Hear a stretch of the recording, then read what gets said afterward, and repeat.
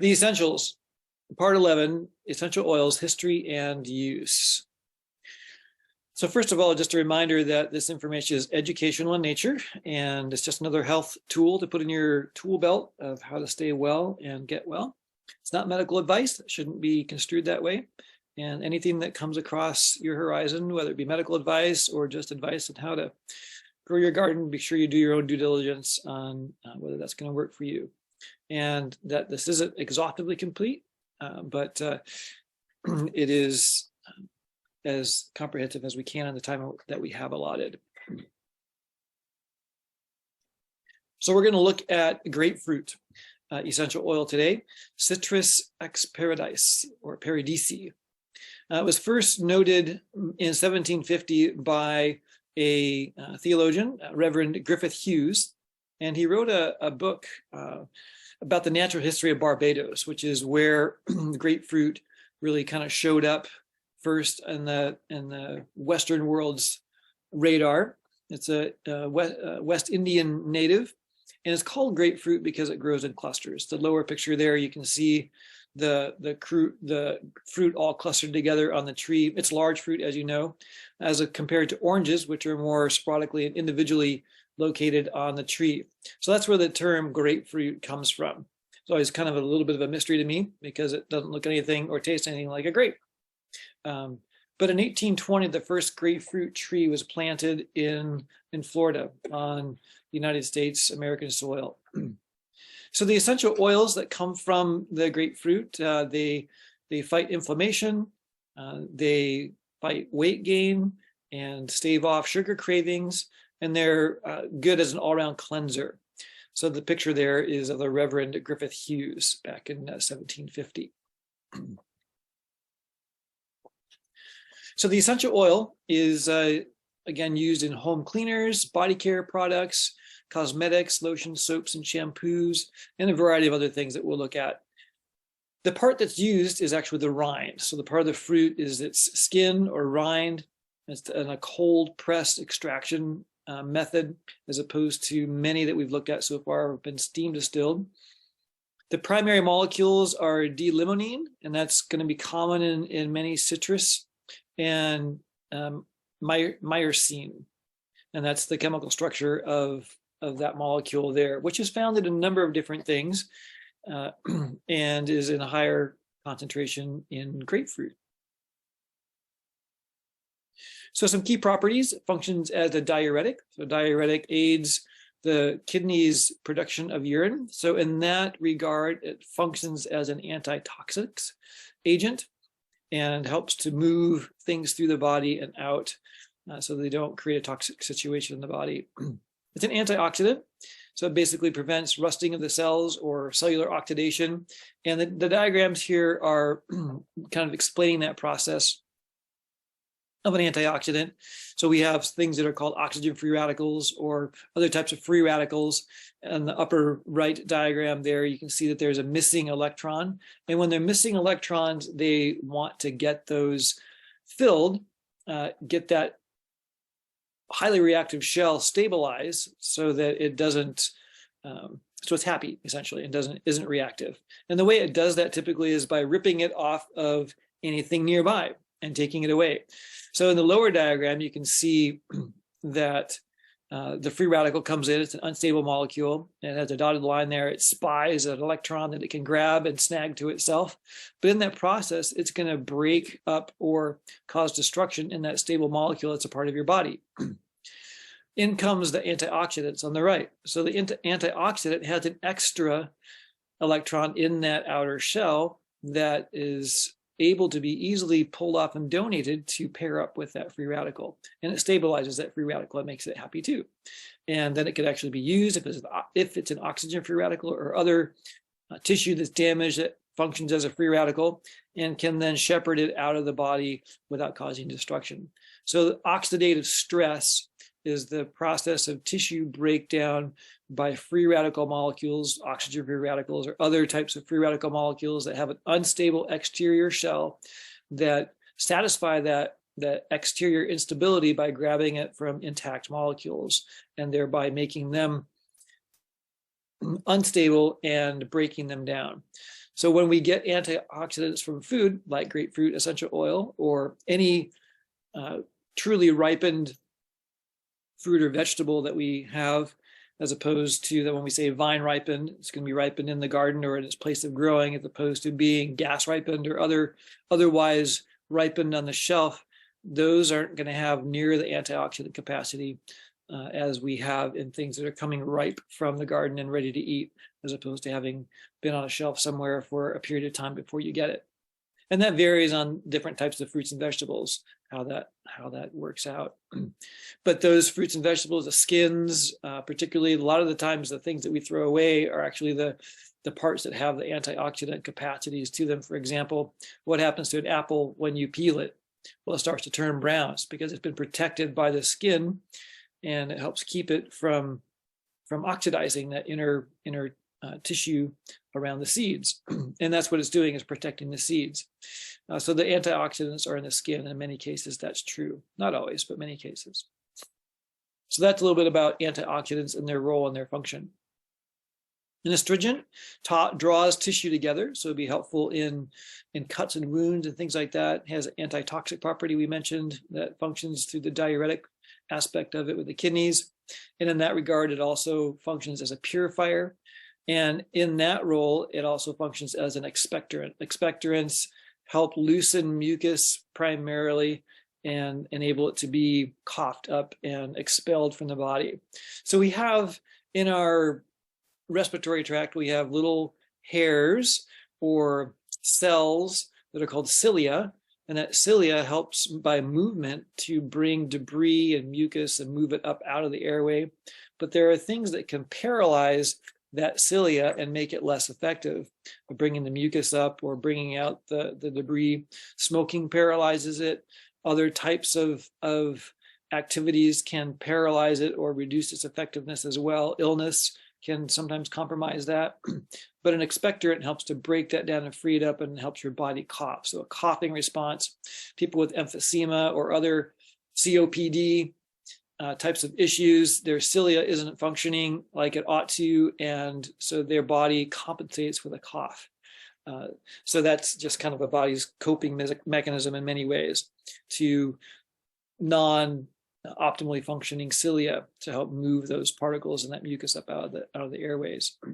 So an expectorant helps to do that by breaking it down and making it thinner and more easily expellable. So the essential oil of grapefruit mixes well with basil. So basil is an oil that would be steam extracted, peppermint and rosemary. We've maybe talked about some of these already or will in the future here, but it blends well with them. One thing to kind of have caution regarding is the fact that it may exhibit phototoxicity, the essential oil of grapefruit. So avoid the sun or UV exposure, so even tanning beds, for 12 hours if you use it topically. And that's true for orange too, I believe. The citrus oils have that phototoxicity component that if used topically on the skin, it can make them more sensitive to ultraviolet radiation. So using the grapefruit essential oil. So grapefruit essential oil, unlike the fruit itself, doesn't have any contraindications with medications. So the whole fruit, there's often a caution or warning component when people are using various medications or almost any medication really, because it has a drug magnifying effect, synergistic effect, and makes the dosages more effective or more powerful. So if you've been dosed with a particular dose based on your weight, and then you take it synergist like grapefruit, it can make it overreact, and it can be harmful. So oftentimes they ask people to not use grapefruit when they're using various medications. The grapefruit essential oil doesn't have that same effect. So the compounds within the fruit are isolated in some way that have that synergistic effect as compared to the rind itself, where they get the essential oil from. So something interesting to note. So it's also used in aiding weight loss. Basically, it helps to curb cravings and appetite, helps to remove cellulite, essentially is subcutaneous fat, Internally, you can use it in like 2 drops in water or a capsule, and then you can use it topically on areas of concern, probably something you'd want to do at night when you were sleeping, just because then you would avoid that 12-hour window post-use of sun exposure. So also you want to make sure that you're hydrating well during the use. Now, this picture here that I put in here is very interesting because it has a essential oil kind of rack with these little slots in it for different sized gel caps. So those are gel caps in the front row there. And that looks like a really easy way to just set up to fill gel caps with essential oil if you're going to be using those. Probably something you can make with some woodworking tools. Kind of a handy little device there. So you can use gel caps to use specific internal oils or essential oils internally, as indicated. And then, just be sure to check those things out, because there are some that don't advocate any internal use of essential oils and others that do, and there's a long history of use on both sides.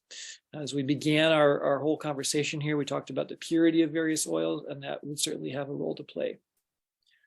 So sugar cravings and addictions, the aromatic diffusing of it into the room can help to reduce the sugar craving. So many people have a sweet tooth of various kinds, and many times cravings, particularly noticed by pregnant women, basically they're craving something they have a deficiency in, and their body is seeking a way to find whatever nutrient it is that's found in whatever foodstuff it is that's being craved at the time. And if you can find a way to get that, or what that nutrient is, you can get away from the craving. But just saying that cravings are often a body seeking mechanism for seeking nutrients of one form or another. You can also combine that with patchouli essential oil to help stave off those sugar cravings. And you can also take it internally in a capsule. For oily skin and acne, topically you can dilute it and use it in a carrier oil or apply to problem areas. Typically you see that on the face, so using a carrier oil helps to cut it a little bit. Again, that phototoxicity, you'd want to use it when you're going to be in the dark. So overnight would probably be a better time to use that for cleansing the skin. Detoxification, you can use that to massage into the soles of the feet, or use it internally, just putting in some water and use it for an overall general detox. Basically, it helps to aid in the kidney function and the detoxification systems of the body. It's also a kidney cleanser and lymphatic cleanser. You can take it internally with 1 to 2 drops of essential oil and water. And you can also, if you have a particular area of lymphatic effect, you can put it directly over the lymphatic areas. If you have swellings of the lymphatic system, and it helps over the kidneys, it helps to clean and improve the function. So the picture on the right here is a diagram of the lymphatic system and basically the body cleansing system. You have the kidney, you have the liver, and the essential organs for purifying the blood. So liver purifies the blood, the kidney purifies the blood. They both return substances to the circulatory system. And essentially, when your circulatory system, which is not shown on this diagram, you have your arteries going from the heart, then it goes down to the smallest blood vessels, which are the capillaries, which serve the tissues directly. Things diffuse across the membrane. Those capillaries are sometimes perforated, which allow plasma and other constituents to cross that barrier into the intracellular space, which is the space between the cells. So fluid gets there from the circulatory system, and the blood returning to the body through the veins or to the heart has a lower volume and a lower pressure. So both your veins and your lymphatic system utilize a series of one-way valves that are actuated by muscular activity. So exercise is really important. Walking is one of the best exercises someone can engage in, but any kind of manual activity, the muscles squeezing against the vessels push the fluid along. So they're basically pushing it back to the heart. And your lymphatic system does re-enter the heart through the venous system, right where the circulatory system comes back into the heart. So basically, it's reclaiming the plasma and extracellular fluid and bringing it back into the circulatory system. But as it does that, it comes through various nodes, which are filtering mechanisms in the body, and we call them lymph nodes, and they bring that blood back to the heart and have it cleansed by the time it returns there. So here's an overall picture of a node on the left. You have a bunch of smaller vessels coming into that node, and it basically is a filter. When it swells, there's some additional debris or infection perhaps that can cause those nodes to swell. Many times people will notice that if they're ill in some fashion. And then in the middle diagram, you can see the valves, the one-way valves that are squeezed by the muscular action. So the lower extremity is going to be to the lower end of the picture, and the squeezing in the muscles will push the blood up past those valves, and then the pressure, the back pressure, folds the valves back. So you can sometimes have incompetency in venous valves as well as in lymphatic valves, and have edema, essentially, buildup of fluid in the extracellular space, and other ways of doing that. And then the far right picture is just another picture of that lymphatic system. So breast and uterine health and progesterone balance can be aided by the use of the essential oil of grapefruit, so in a capsule internally or applied to the affected area. It's also helpful for adrenal fatigue. You're overusing your adrenal glands, they're being overexpressed. So you can use it topically over top of the adrenals, which are going to be in the backside of your body, because your kidneys and your adrenal glands are held in the back of your peritoneal cavity by connective tissue and internal fascia that holds it in the back wall of your abdominal cavity. So probably the from the back will be the most direct access to it. You can also utilize it in a capsule. So the adrenal gland, you can see in the upper right picture, there is a gland that caps the top of the kidney, and the things that it produces enter the circulatory system through the kidney circulatory system. So there's 5 classes of molecules that it makes in different parts of its structure. It has a medulla, which is in the middle, and then you have different zones, the zona granulosa and fasciculata reticularis, which means net-like. But we have the mineralocorticoids, the glucocorticoids, which are helpful in blood sugar regulation, androgens, which are your sex hormones, estrogen, testosterone, the catecholamines, we know those as epinephrine, norepinephrine, the flight or flight chemicals, and then various other proteins, peptides, somatostatin, which is a part of the digestive system, I believe, and substance P, which is a pain mediator. So that's an interesting protein that's made in the adrenal glands. So if they're overtaxed, they can go into adrenal fatigue and then have problems producing any one or all of these different categories of molecules that are important to overall systemic regulation and health.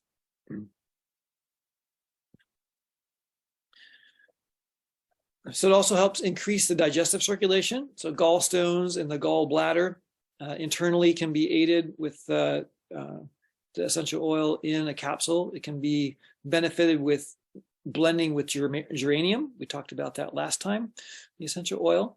So bile is a substance that is produced in the digestive tract and the liver, actually, and then sent into the gallbladder, where it's stored until it's needed. It's basically a fat emulsifier.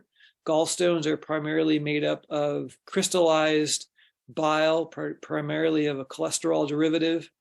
And typically fats come with cholesterol. Cholesterol comes with fats, especially animal fats, only with animal fats.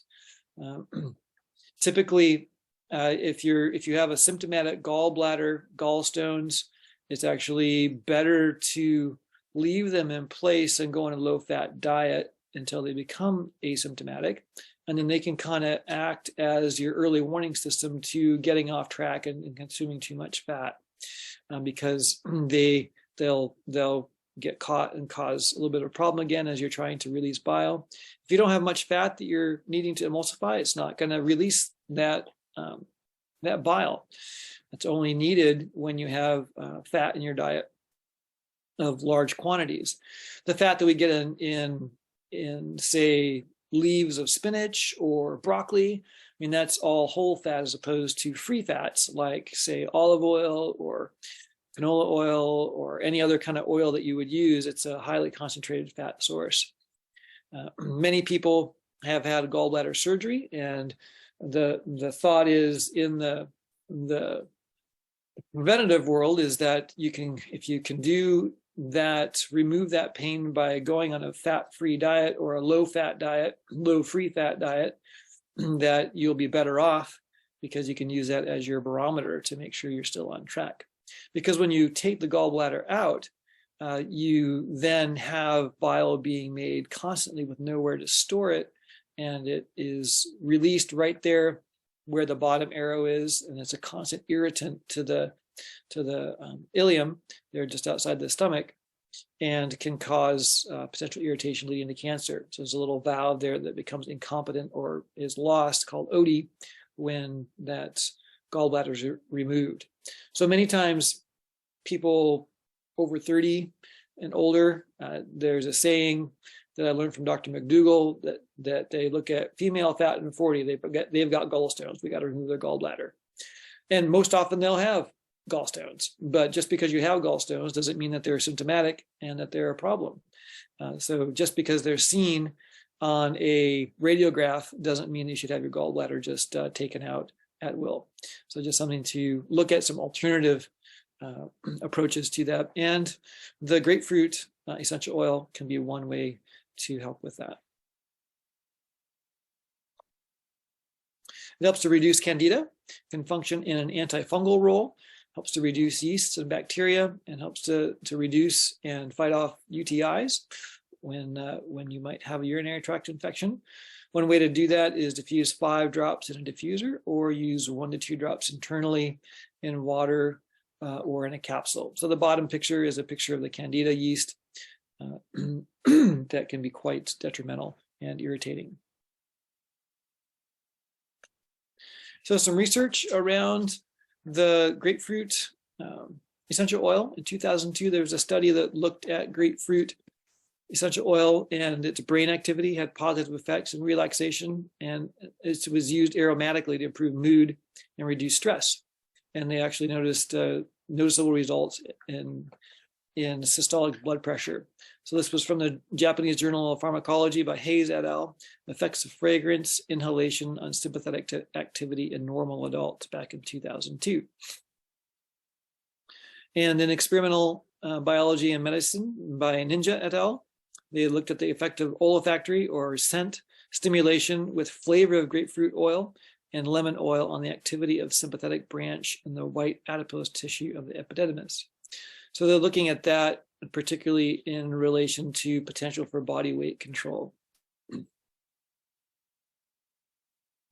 Some additional research, Natural Product Letters, 2001, Miyazawa et al., they looked at the inhibition of acetylcholine esterase activity, which is an enzyme, by essential oil from Citrus paradisi, which is the grapefruit. And then in Oral Microbiology and Immunology, 2005, looked at the antimicrobial effects of essential oils in combination with chlorhexidine digluconate, which I believe is an oral cleanser. And then there's Neuroscience Letters, 2005, Shen et al., looking at the mechanisms of change induced in plasma glycerol by scent stimulation with grapefruit and lavender essential oils. So it's not only the oil itself that has the healing properties or the mood changing potential, but it's the aromatic volatile oils that can be diffused into the air as well. We've talked about forest bathing at different times in the past.